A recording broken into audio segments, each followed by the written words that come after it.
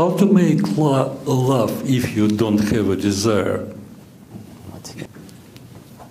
사랑을 어떻게 정의하느냐의 문제입니다. Depends how you define making love. 남녀 간의 성적 욕망을 사랑이라고 표현한다면 괜찮습니다. If you're defining it as in the act of love between two people, then you could still call that love. 앞에서도 말했지만은 인간은 누구나 다 욕구를 가지고 있습니다. As I said before, we all have desires. 우리의 행위는 모두 욕구에 따라 움직입니다. And our behavior are based on our desires. 그 욕구에는 세 종류가 있습니다. And there are three types of desires. 기본적 욕구입니다. I have essential basic desires. 이것을 생존적 욕구다 이렇게도 말합니다. Survival desires. 두 번째는 상대적 욕구입니다. And second, we have relative desires. 남과 비교해서 더 나은 겁니다. And that means that we are always constantly comparing ourselves to others, and we want to be a little bit better than the others. 이것은 끝이 없습니다. There's no end to those type of desires. 계속 커집니다. It just gets bigger and bigger. 이것을 이름하여 욕망이라고 부릅니다. And this is what we usually call desire when we say that word. 기본적인 욕구는 충족시켜야 합니다. So your survival desires, you have to satisfy it. 그러나 욕망은 상대적 욕구인 욕망은 절제를 해야 합니다. But this relative desire that we speak of, you have to modulate it. 지금 인간은 이 욕망을 계속 따라가기 때문에 인간의 갈등뿐만 아니라 기후위기를 초래하고 있습니다. But since we as humanity are actually amplifying and pursuing that desire, the relative desire, it's bringing about a lot of issues for us. 역사적으로 욕망을 조금 억제하도록 이렇게 가르쳐 왔습니다. So, traditionally, sages have taught for us to discipline or modulate our relative desires.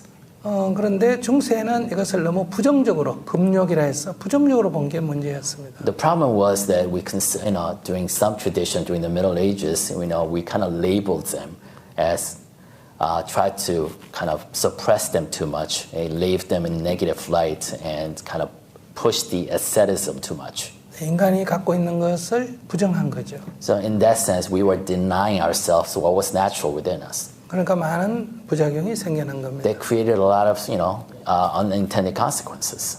이것은 현실에 존재하는 겁니다. Because relative desire is something that we all feel. 그것을 계속 따라가면 많은 부작용이 나타납니다. But however, if we continue following and amplifying our relative desires, it creates about a negative impact. 그래서 스스로 조금 제어가 필요합니다. So that's why we need to really learn how to discipline or modulate it. 스스로 제어한다 해서 자제다 이렇게 표현합니다.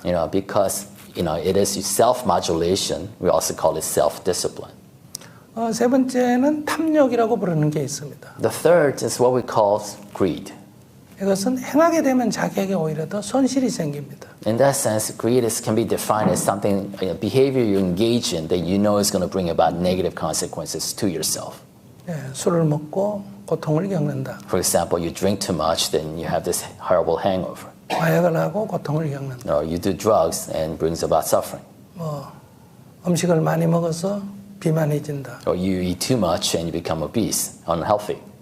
그건 자기가 했는데 자기에게 고통이 돌아오는 거예요. This is something that you engage in that brings about suffering to yourself. 그래서 이 탐욕은 규제를 해줘야 됩니다. 멈추게 합니다. So greed is something that we need to help that person stop. 세 가지를 나눠서 다시 말씀드리면 So kind of summarize the three desires. 기본적인 욕구는 충족하도록 오히려 해야 하고요. So basic, essential desires, survival desires, you need to satisfy it.